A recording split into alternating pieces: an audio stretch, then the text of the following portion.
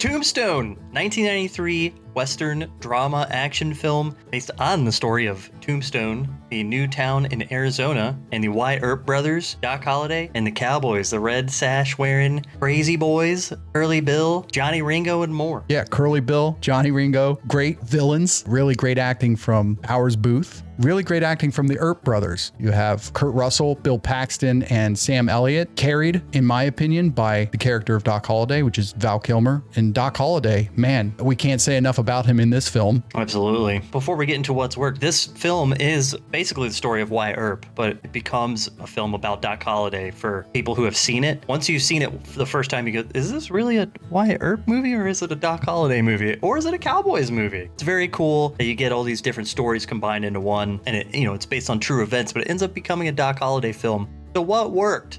What worked for me? Doc Holliday moments, absolutely fantastic. Every scene he comes into, it's just fantastic. I don't have any other word for it. It's just so good. I'm completely sucked into the movie when he's on the screen. Everything he says, everything he does, it's brilliant. Val Kilmer absolutely stole the show in this movie. What else worked for me? The action scenes, the shootouts, the drama, the fun. It was a really great movie, and hearing the people call everyone lungers, I'm not sure if that meant if everyone knew that was TB, but yeah, that was one thing that I noticed. They were calling everyone a lunger that had a cigarette in their mouth. Yeah, so Johnny Ringo was trying to almost use it as an insult to Doc, but yeah. Doc's character just carried having this debilitating sickness so well. It's just brushed off, and he even joked about it. Yeah, I remember when Johnny Ringo would be on screen talking to Doc. All right, lunger. With a smile on his face. Yeah, it definitely looked like it was an insult rather than just like sick. Like, no, you're a lunger. But it didn't faze Doc at all. No, man, not me. I'm in my prime. Yeah, exactly. So Doc kind of stole the show. He was part of the story, but I couldn't wait for any scene where he would just pop up and say one of his one-line witty jokes that he kept doing, and it was great. That really worked for me throughout the whole film. I couldn't wait to see Doc come up on the screen. Yeah, the best moments of the film are anytime he's on. I wait for the moments now of seeing this movie multiple times. I literally wait for the moments he's on. Yeah. Another part that worked for me, the shootout, the action scenes were cool. The leading up to the big shootout at the OK Corral, that was awesome. You get a lot of taunting from the Cowboys leading up to that. The guys just get fed up and say, we're going to end this. That shootout scene was cool. It might feel a little dated now, the action sequences. That's the 90s, yeah. Yeah, you don't see a lot of gore, which is fine. You don't need to in this movie. It's still got the point across, right? Exactly. So the action was great. It worked for me also. Yeah. Getting into what didn't work for me, at least, just the story of Wyatt Earp's wife that he brought into town. She seems totally fine in the beginning. Then she's just absolutely crazy within the next few scenes she's in, addicted to, I believe it was opium. Yeah, laudanum, which I think is opium. Yeah, so that was one of the weird things for me. I didn't really understand. I don't even know why she was in the movie at all. I guess I know that you have to cut things and get things into time when you're making a movie, but I feel like she was kind of wasted. Well, she was totally wasted. Yeah. Well, literally. Either wasted in one scene or strung out in the other, getting angry. Like, I don't need it. I could stop. But I agree.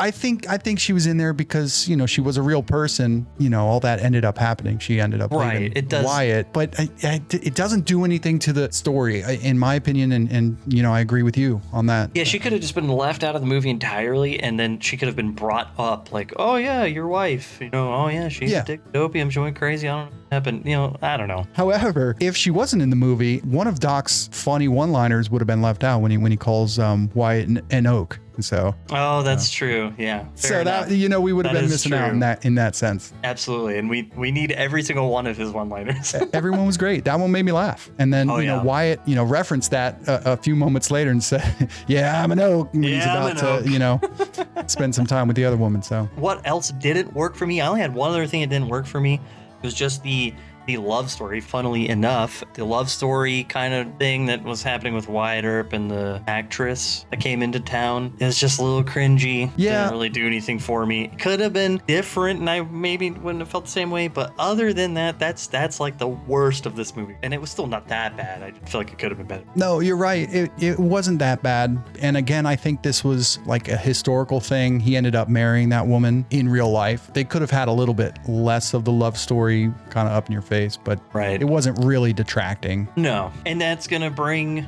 me to the most standout moment for me, my favorite moment of this film that I look forward to every time I watch it, is when Wyatt Earp talking to Doc Holliday, and Doc Holliday's sick in the bed being hidden from the cowboys. Wyatt Earp says to Doc, "Be honest with me, Doc, can I take him?" "No." "You can't take Johnny Ringo.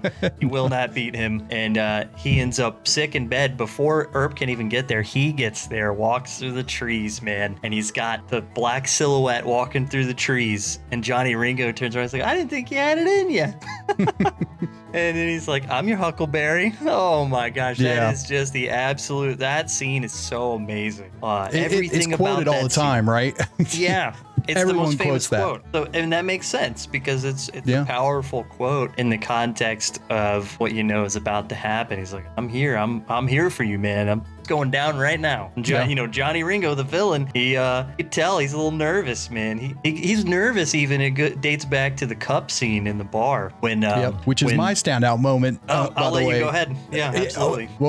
So Johnny Ringo's running the cowboys at this point, at the scene that you're talking about, but he knows Doc's fast. This is why I think he's nervous in this scene that you just described, because he knows Doc's fast. He was warned by Curly Bill in the scene that is my standout moment with the cup. Johnny Ringo's showing off by doing the gun tricks and twirling the gun around, and then mockingly, in true Doc Holliday fashion, everybody in the bar is silent, staring at Doc like, what's he gonna do? And he pulls out his little tin cup that he just finished a shot with and did the same thing, almost mirrored every trick, twirling it and then putting it on this holster, and everybody laughs, which Johnny Ringo, I feel like, took it as an insult for sure. He was mad. He was pissed. You could see it in his face. He went he was totally deadpan. Oh yeah. And Doc knew what he was doing. He knew. Oh yeah. Yeah. And Doc knew what he was doing. Yeah. Crazy part about that scene, that is Doc Holliday's non-dominant hand. He mirrored that with up. His non-dominant hand. I didn't even realize that. He's basically saying, like, I don't even need my best hand to do exactly what you can do. Crazy. That is crazy. All right, so my funniest moment of this film, before we get to our final scores, is when Wyatt Earp kicks out Johnny Tyler from the Oriental and he's going to take it over. And Johnny Tyler comes running out of the Oriental with a shotgun, going up to the Earp brothers. And then Doc Holliday appears and he's like, "Where are you going with that shotgun, Johnny Tyler? Put that gun down." And then he's standing in the background while Doc and the Earp brothers are kind of reconvening, like seeing each other for the first time in a long time. And then he goes, "Oh, Johnny, I forgot you were there. You may go now." Yeah, absolutely amazing. And he just thanks him. He's thank you as he walks away. Thank you.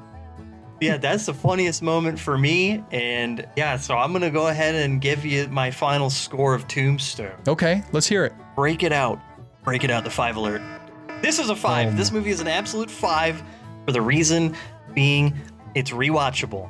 You can watch this movie over and over and over again, and it's the same quality every time. It's a great, amazing, perfect film, in my opinion. Those little things that took away from it were so minuscule because of how good the rest of the movie was that it gets the 5 for me. I'm also going to give this movie a 5 for the same reason you said. You can rewatch this movie over and over again. It doesn't get old. Even though it was made in 1993, the story was good, the acting was great, the actors were great. It didn't rely on GFX, which sometimes can feel dated from this time period. And for that reason, I'm going to do it too. I'm going to give this movie a 5. I highly recommend, if you haven't seen Tombstone, to give it a watch. A little bit for everyone in this one. That's why it gets a 5. And absolutely, if you haven't seen Tombstone, go watch it. If you have seen it, go watch it again. And that's been our review of Tombstone. Thanks for watching, everybody. We hope you enjoyed the review. Let us know in the comments, what did you think of the movie? Drop your score on our 1 to 5 scale and tell us if you agree or disagree with our take. Also, if you have a movie suggestion for our next review, throw it down below. We actually read every comment. We love getting your ideas. If you're new here, subscribe, turn on the notifications, hit the bell so you don't miss our next No BS short review. Thanks again for hanging out with the S2S Film Bros. We'll see you in the next one.